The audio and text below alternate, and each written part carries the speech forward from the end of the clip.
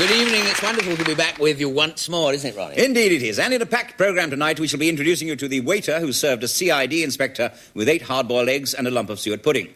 He's been charged with obstructing a police officer. And then Sir Keith Joseph will be here to tell us how he loves whiskey but hates teachers. But first, the news. Midland coach drivers voted today never to speak again to the depot manager who said they had no knowledge of local geography. Announcing the decision, a shop steward said, "We are sending him to Daventry."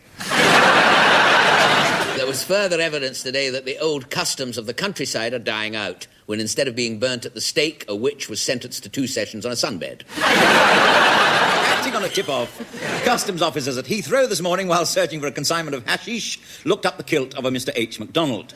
All they found was a little Hamish.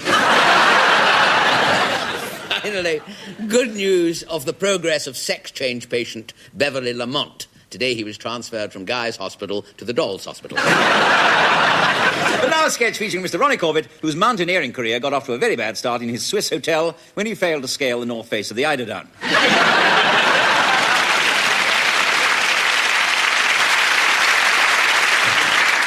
Come in, Giles. What is it? I come to see you, sir, about the cows. Cows? Cows? Cows, sir. You know, big things with a leg at each corner. And a funny kind of bag thing hanging under your leg. I know the ones you mean, yes. We've got some of those, haven't we? You're the cow man, aren't you? That's right, sir, yes. Yeah. I wasn't told today, sir, but I'm leaving, sir. Oh, no, you can't leave, Giles. What's the matter? Well, it's just the cows, you see. They won't stop doing it, sir. Doing what? I don't like to say, sir. You know, they just... won't stop doing it, sir. What do? They do chewing the thing, the cud? No, not that, sir. No, not that. What else? I know what they do. They give milk. Are they giving milk again? Now, you're getting warm, sir. Oh, no, they're not doing that, are they? They're doing that, sir, yes. Oh, they're still doing that? They're still doing that. They do it all over the place. So they're doing it on my clean straw. Oh. They're doing it all over. They just don't seem to care. So I'm just... Well, I don't understand it. I mean, we install facilities. We install flush toilets for them. I know, sir, but they won't use them, sir. Why ever not? Well, they're just refusing, sir. Well, I can't comprehend this at all. I mean, I wasn't informed of this, Giles, you know. Did you know about it? No, I didn't know anything about it at all, sir. Never said anything about a job centre, sir. Did they not? No. And it's never referred to on the Archers, you know. No, sir. That is why I'm going, sir. In short, no, but sir... you're not to go. You're not to go, Giles. After all, you and I are partners in this, aren't we? Well, I mean, we've been farming this land since... Oh, how long is it? Last Tuesday, sir. Yes. I mean, we can't possibly stop being cow farmers simply because the cows won't use the flush toilets, can they? Well, no, sir, I don't suppose so, but that's another man's job, because I just feel I can't cope anymore. No, well, you are not. You are not to leave, Giles. You are not to leave. The cows can go. The cows, sir? Yes, I shall speak to them in the morning. I shall ask them to leave. Well, sir, how can you have a farm, sir, without cows? But I have an idea, you see, Giles. We don't have to have a cow farm. We can have a trout farm. A trout farm, sir? Yeah. They're fish. Oh, fish? Yeah. Oh, fish. Oh, well, that'd be all right, sir. They will look after themselves. They just swim about. You won't need my help, sir. Oh, but I will, Giles. Of course I will. You can't leave me now. Why not, sir? Well, who's going to milk them?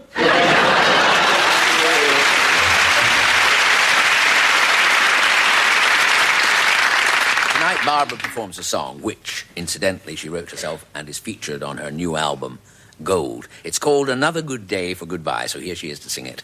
Barbara Dixon.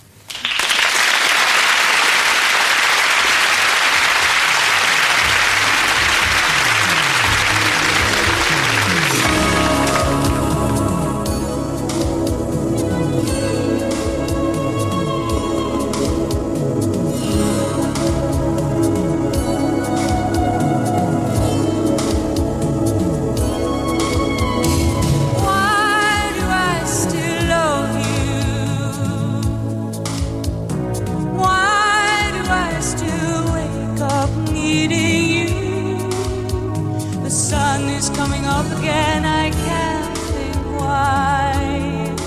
And it's another good day for why should I still want you? Why should I still hold out hope for you? The birds rehearse for morning and I can't think why. And it's another good day for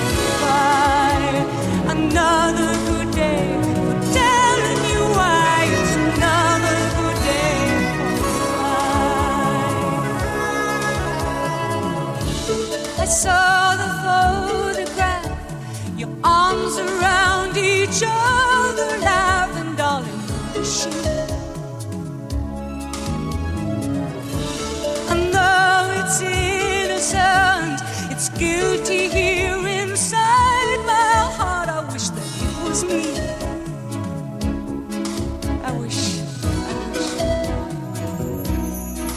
And it's another good day for goodbye, another good reason for telling you why. It's another good day for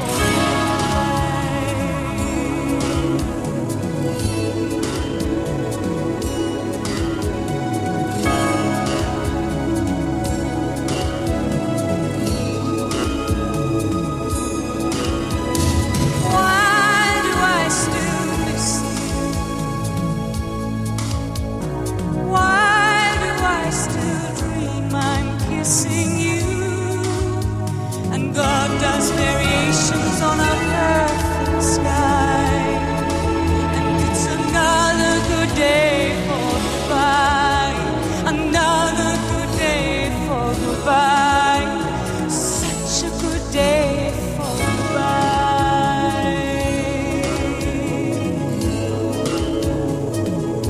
Goodbye.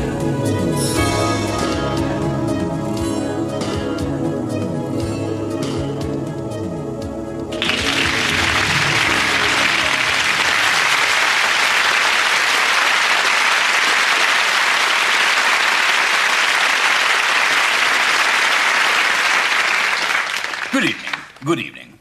I represent an organization of people who say everything twice. I represent an organization of people who say everything twice. And I'm speaking to you tonight for twice the normal BBC fee. And I'm speaking to you tonight for £1.50. Now, saying everything twice guarantees that what you're saying is fully comprehended and not confusing. Saying what I just said twice guarantees full comprehension and less confusion than saying what I just said once instead of twice and simply leaving it at that. Now, you may be asking yourselves, why do we say things twice? Whereas I'm asking myself, why do we say things twice? Why do we say things twice? We say things twice because no one ever bothers to listen to us the first time. I said we say things twice because no one ever bothers to listen to us the first time. Are you Mutt and Jeff or something? Are you Mutt and Jeff or something? Although it's fun, it can have its snags. Although it's fun, it can have its chastity belts. Like parties, for instance. We never get invited to any. Like parties, for instance, Oliver Reed. The last party I went to, I bumped into a lovely couple. The last party I went to, I bumped into Samantha Fox. And between you and me, I felt a right Lamont. And between you and me, I did it again and felt a left one. The only time I never said anything twice was in a crowded Australian sheep farmer's bar. The only time I never said anything twice was in a corrugated lunatic asylum. When I asked for a pink gin and a packet of cheesy puffs. As I say, when I asked for a good hiding and a flying doctor. Of course, sometimes we do have a day off when we only say things 1.5 times. Of course, sometimes we do have a day off when we only... Then there are bank holidays when we only say things once. We only say things once. This day is usually used for asking difficult or dangerous questions, like who put the slits in my sheepskin shirt because my sheepskin shirt's got slits. Fortunately, today is a bank holiday. In summing up, then, saying everything twice can be lots of fun. Saying everything twice can be Joan Collins in a hammock. And if you wish me to enroll you in our organisation, simply ring our head office. As I say, if you wish me to put you in the club, simply ring me at this number. 001166883355779944. Good night, night, night, toodle pip, tiddle poop. Do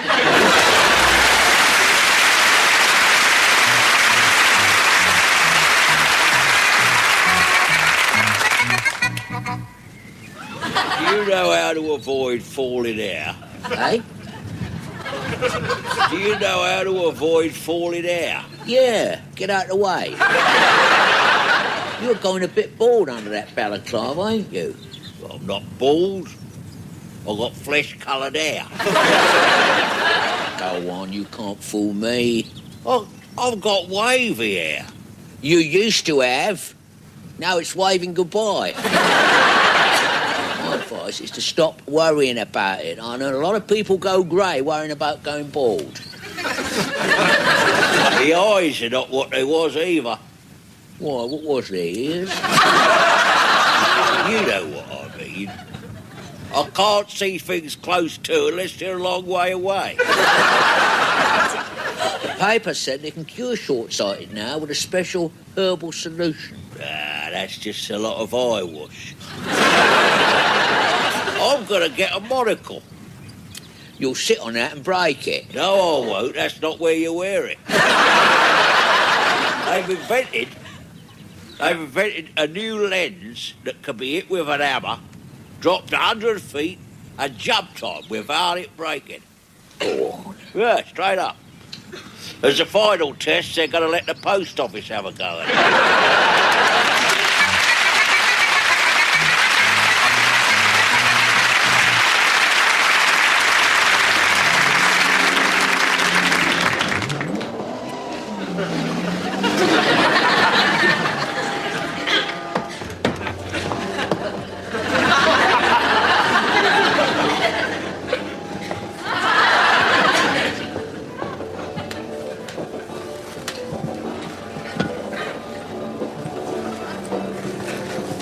Someone see.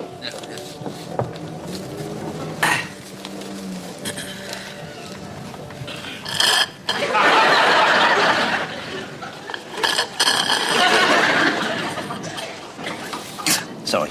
I finished it now.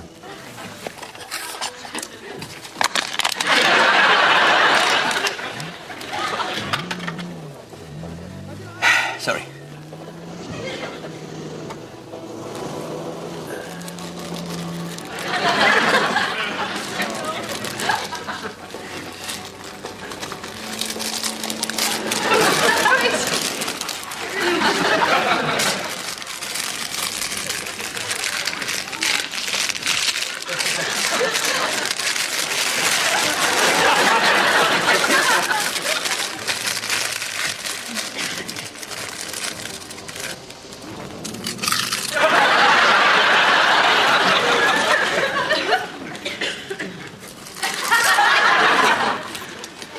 Do you mind? Oh, sorry, forget me manners.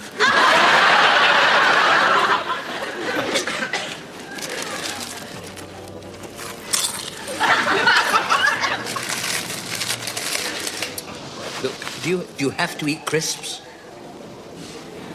No. I've got popcorn here, I'll have that. No, neither. I wouldn't prefer either. I'm trying to watch the film. Oh, yeah, sorry.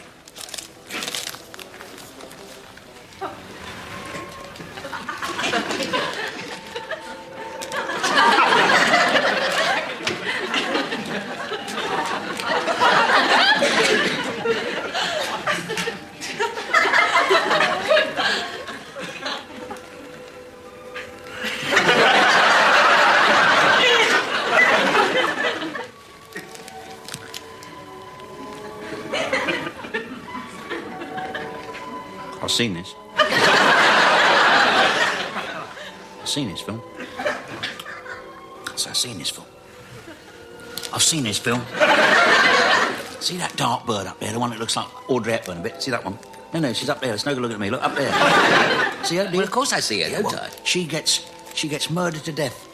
About halfway through, she's strangled by her own pair of tightses. Did you have to tell me that? Hey? Did you have to tell me that? Oh, I'm sorry. I didn't realise you're one of these people who don't like to know what's going to come next, are you? Yes, I am. Oh, I'm sorry. Yeah, my apologies. Yes, anyway, it's not crucial to the plot, that. It doesn't affect the film, really. I mean, it won't spoil your enjoyment. I say it won't spoil your enjoyment. Won't spoil it for you. Good. It would have spoiled it for you if I told you the bloke she was with was stabbed having a bath. That camera's a bit... It won't now, will it? Eh? I say it won't come as a surprise now. You have told me. You've just told me. Oh, I'm sorry. Don't keep saying sorry in that empty way. I'm just trying to watch the film. Yes, here. OK, I'm sorry. You will not know... Yeah. I'm sorry. You will not know I'm here.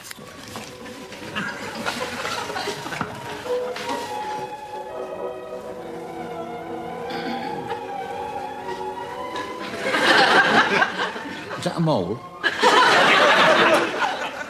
Is that a mole on your hand shaped like a question mark, is it? Is that a mole? Is that a mole there, look? Well, what of it? He's got one just like it. Who? Him, the bloke in the film. The one that gets sucked out the aeroplane after he explodes. He lands on his tidal wave, he's swimming away, he nearly gets to the shore, he's eaten by this giant shark. It's terrible. Thank you very much. Thank you very much. What? What do you mean, what? You have just ruined the entire film for me. I'm sorry, I keep forgetting. I'm sorry, but it's a terrible film anyway, this. It's a dreadful film. Honestly, not worth watching. I've seen it twice. It's not worth watching. Honestly, you'd be much better employed reading that book you've got there. Murder at Mallory Manor. That is a good book. It's a very good book, that. I've read that. It's a very excellent book. No, it is. It's a lovely book, that is. It really keeps you on your toes. It keeps you in your suspense until the very last minute. That's lovely. The butler did it.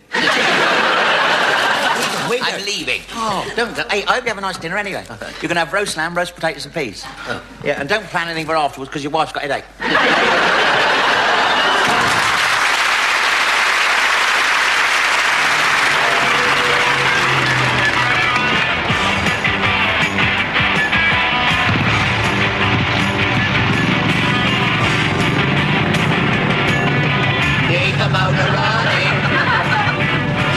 Down a dirt road, looking for adventure, rolling down to Milton Keyes.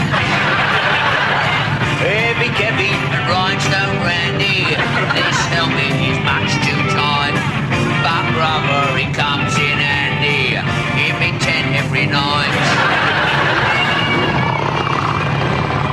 Clinging to me back here, Columpin sits in silence, wearing kinky black gear, robbery with violence.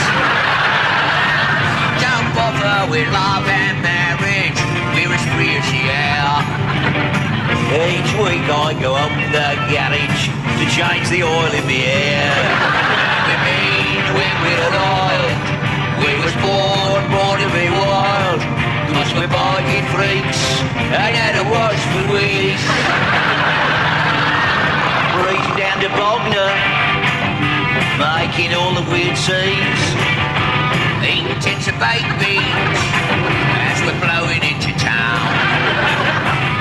Oh, you jump from dusk till sun up, baked beans make me come alive. Last Tuesday, done a ton up on the M25. All to be vile, vile all the while. Tooling down the freeway, looking for a punch up. Bird just brought a lunch up. She's been Mozart for a month. Here, that's for the pigs with the power. One day I got nicked just because I was doing 45 mile an hour through the British home stores. Sunday night, we'll all rock, doing wheelies round the block. It's a drag race. Cool, I'll bring me party frock. Heavy Kevin and Rhinestone Randy, we're the cream without doubt. And tomorrow we'll still keep raving if our mums let us out. Born to be wild.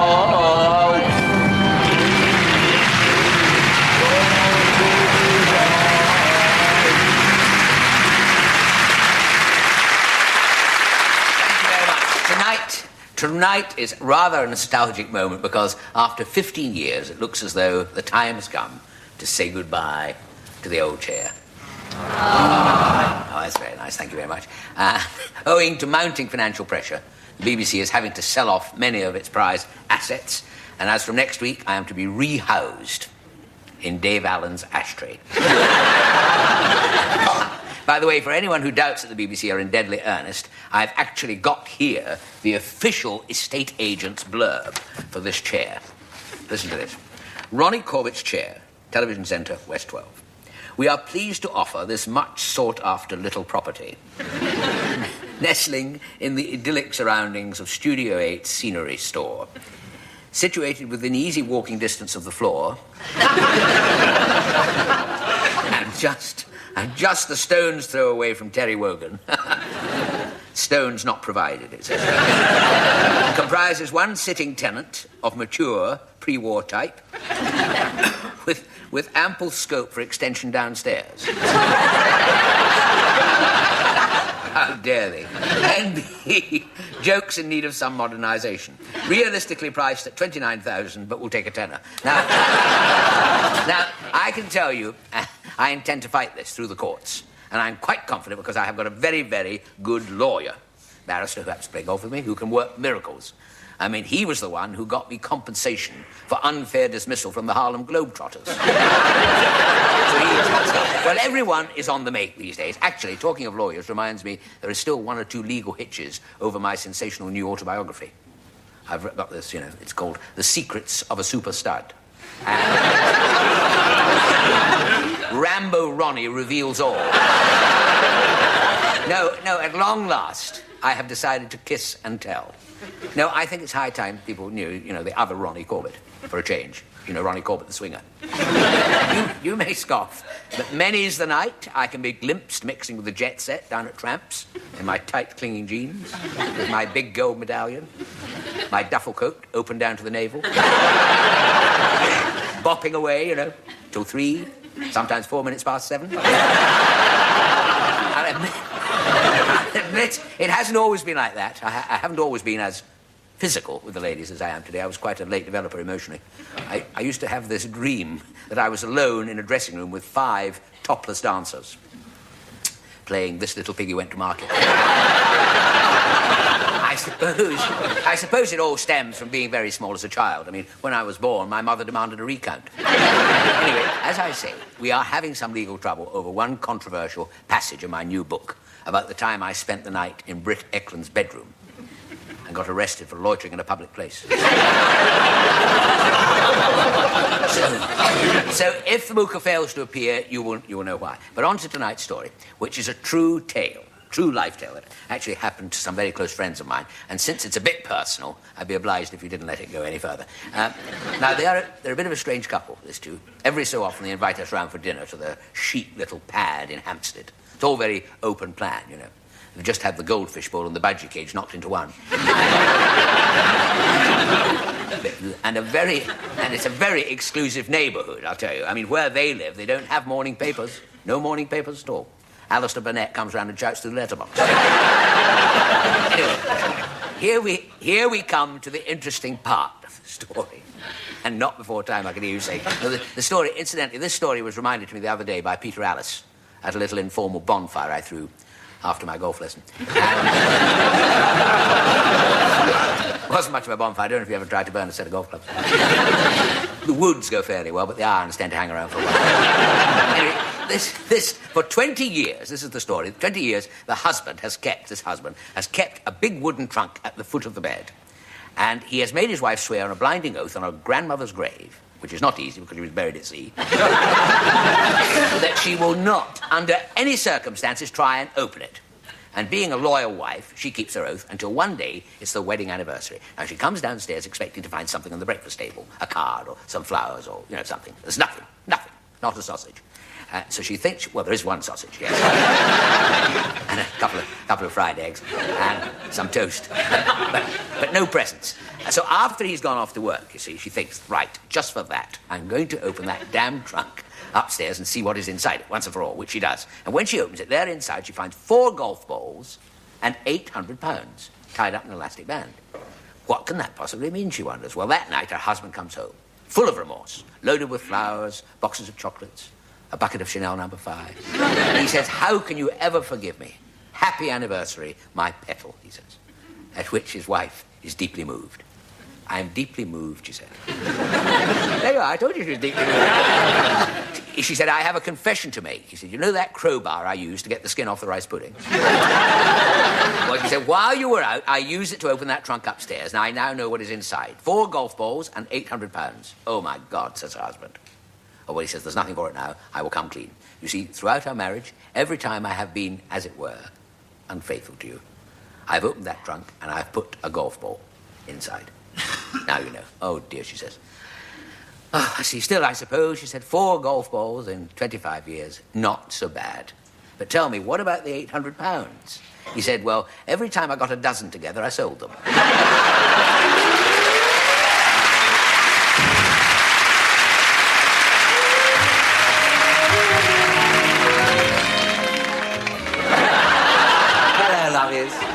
Yes, here I am again, Auntie Claire, solving all your painful problems with care and compassion. And if I can't solve a problem, I sit on it for a while, and it disappears. I'm going to sit right here and read you all a letter. I'm getting piles of mail from you. Like this one here that's simply said, my better half hogs all the bed. She's a love but far too chubby. Oh, that one's from my hubby. May I quote a note from poor perplexed Loretta? My mate ignores me all night through. Well, sweetie, go right out and buy a see-through sweater and show your man a thing or two. Here's a postcard from Daisy. She says, I'm going crazy. My husband's put 3 neighbors' wives up the spout. This man is a nutter, dear. Show him the gutter. While you make the butter, he spreads it about. Oh, do help me, Claire, Chuck. I love Lionel Blair, Chuck. Writes anxious and puzzled from West Birkenhead. Love, stop it with Lionel. He's married. That's final. You'll never find his tap shoes under your bed.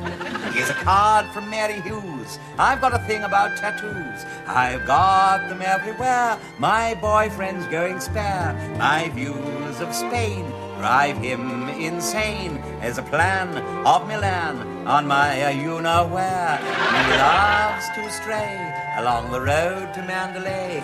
Each night to go too far he'll try. So, Claire, what shall I do? Tell him if he marries you, he'll get the rest of the world by and by. Oh, Mrs. Rayner, what can I do? My husband Jack has lost the knack, says Mrs. Fruit from Crewe. Try some indoor sports, love, I told Mrs. Fruit. Now every night she winds up playing Trivial Pursuit.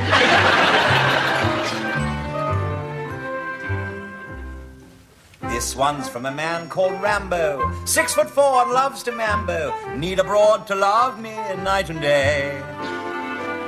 Someone I can call my baby. Am I much too macho, maybe? Lovey-dove, who cares? I'm on my way. So don't forget to write Big Claire a nice long letter. If you're simply pimply, pregnant, sad or gay. I have to tell you, loves, my problems don't get better. To advise you how I toil, but my plans all seem to spoil. So I write to Katie Boyle all day. Bye-bye, darling.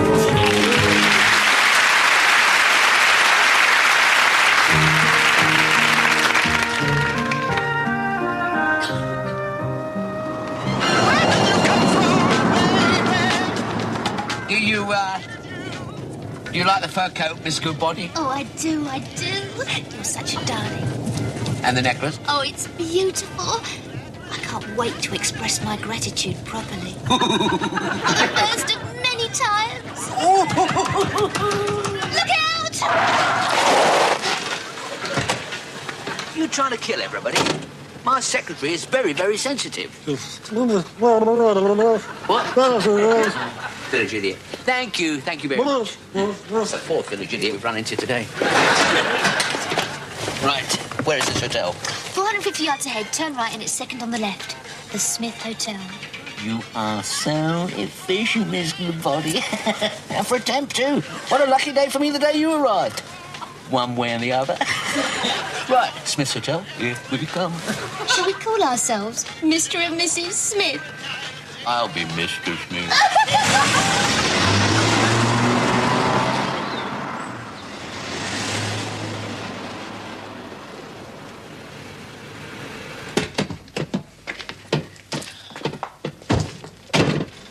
Very nice. Very discreet. How about being carried over the threshold? Well, I think I'm going to be a little too heavy for you. Miss Littles, you are a one. Smith. Smith. Look, Miss Goodbody, would you mind slipping this on the old German? Oh, sir. Does this mean? It means, dear, I always carry a spare.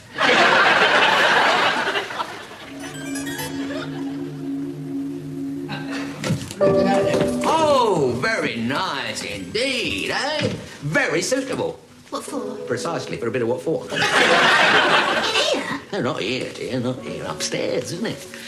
Shall I order the drinks theatre? You must be Mr. and Mrs. Smith. What? How'd you know that, then? Well, everybody is round here. We were wondering, my wife and I... Oh, yeah? Where's she, then? This is my wife here. And we were wondering if you had a room. Room? Double bed? That is it, double bed. And another little bed in case your wife turns up. This is my wife here, you see. In fact, we're celebrating our anniversary, aren't we, dear? What of?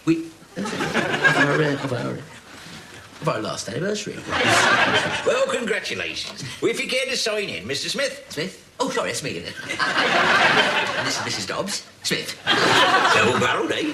Yes, she is, isn't she? I'm married, you know. I mean, she has got a ring. Have they shown the gentleman a ring? Of course she's got a ring, yes. Very nice indeed, madam, yeah. That reminds me, I must hang them curtains up in the snug. Oh, by the way, my name's Smith as well, you know. Sylvanus Q. Smith, at your service.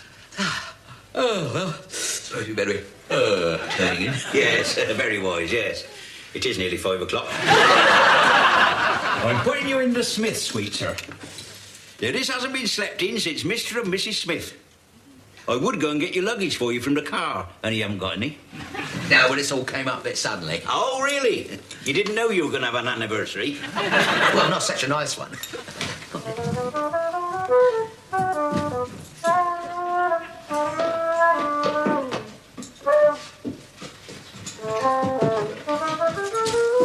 Oh, look. Oh, yes.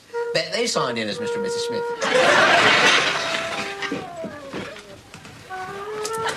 Beautiful. Oh, right up in the ivy. I feel like a bird. So do I. And you're the bird I feel like. Now, listen, you slip into your nightie. You have got a nightie, haven't you? It's in here. Wonder if they do oysters. Listen, I'll nip downstairs and see if we can rustle up a couple of dozen oysters, you see. You put yourself on hold, tread water for a mo.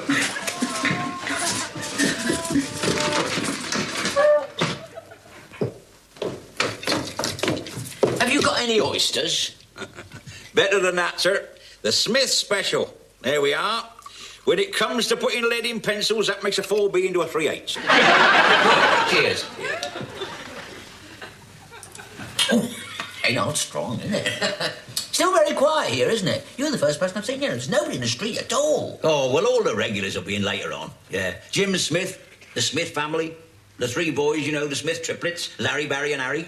And then the oldest inhabitant, old Smithy. Not a Smiths. Well, not really. Be quiet, Smith. Who's this, Sam? That is the first man, Adam Smith. And this here? Oh, that is Eve Smith offering him a Granny Smith. Oh, and the picture hanging up in the loo is the relief of Lady Smith. Have a crisp. Don't have to ask you what kind of crisps those are. The cheese and onion. Oh, kitty. Oh, got all that, eh?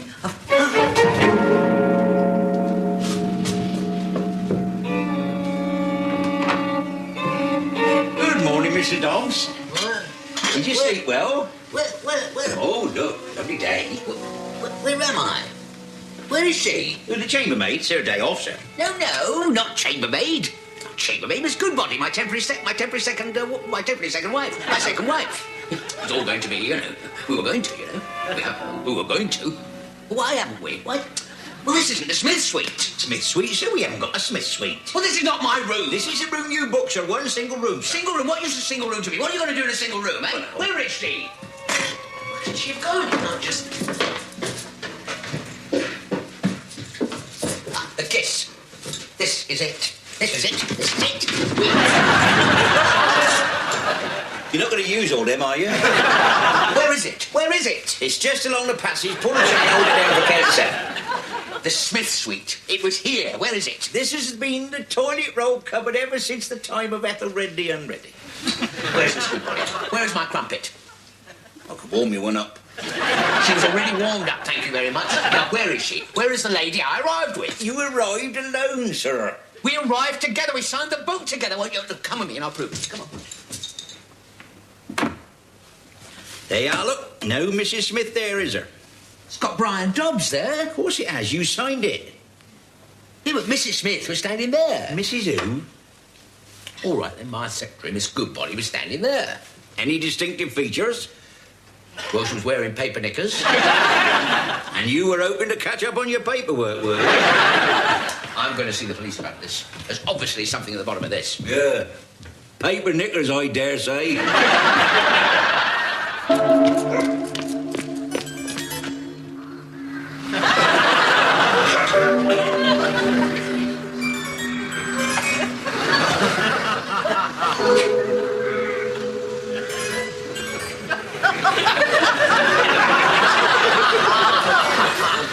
Constable?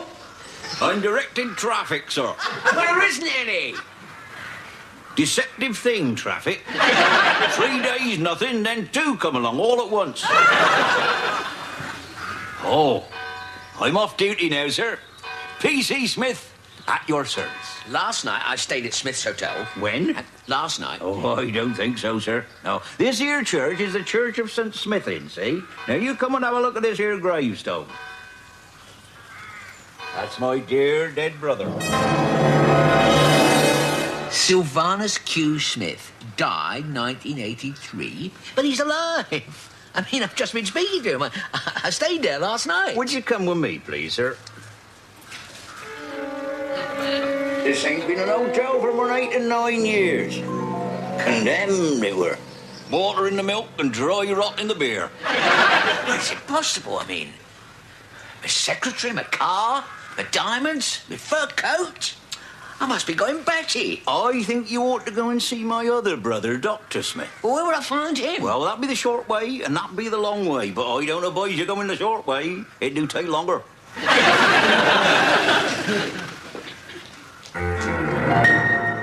That's Smith's disease, all right. You've got a bad case of it. Well, is there a cure? Yes, but it has a side effect. What's that? It doesn't work.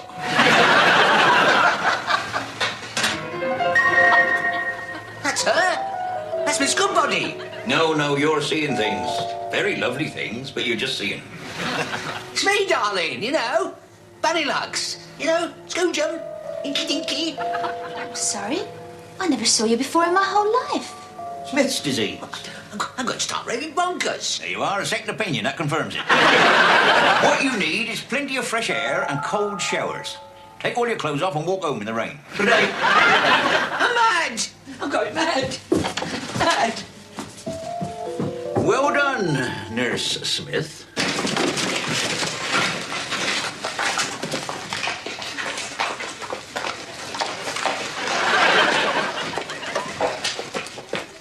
Righto, girls. Mission accomplished. All inside for a debriefing. Well, I think we all deserve a drink, don't we, eh? Here we are, 1 fur coat, 1 diamond necklace, and, of course, 1 Jaguar. Well done, Sandra. Aha! The late Mr. Smith. I know what you do. You run a temp agency, don't you? Every girl you send out has to ensnare a boss, eh? Then he buys her expensive gifts and all that. Then she lures him back here. Then she disappears, doesn't she? Eh? And you drive him mad then, don't you?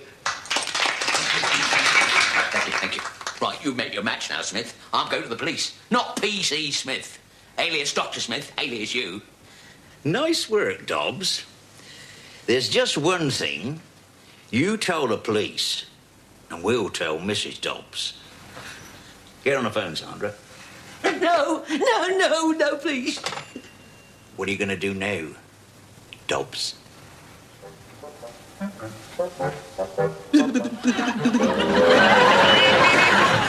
Customers, action stations, girls.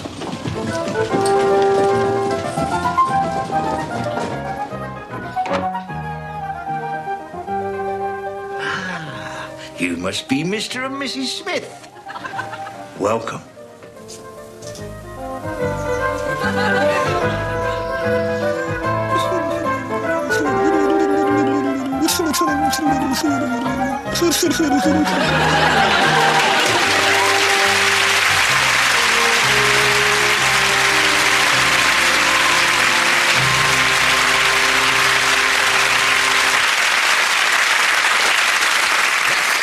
seems to be just about all we have time for, but before we go, a few late items of news. Yes, at a ceremony at the town hall today, Mr. Alfred Smelly, lifelong collector of bad eggs and old cabbage leaves, was named as the person who'd done most in the past year to make Orpington a cleaner and better place to live in. He's moved to Surbiton. The owner of a Sinclair C5 was involved in a nasty accident today on the B101 when he was run over by a fast-moving hedgehog. Sports news, and in tonight's catchweight contest between Big Bill Watkins, the Brixton Bruiser, and Tiny Tim Thompson, the Tottenham Terrier, Tiny Tim was disqualified for using his head. He didn't turn up. Finally, the winner of tonight's gay football final by 6-3 was AC/DC Milan. In a packed show next week, I shall be talking to the expert in aerodynamics who crossed an Aborigine with a plumber and got a boomerang that says it'll come back in the morning. And I'll be talking to the extremely shy rhubarb grower who used to hate meeting people, but now he hides under an old bucket and forces himself. It's a good night from me. And it's good night from him. Good night.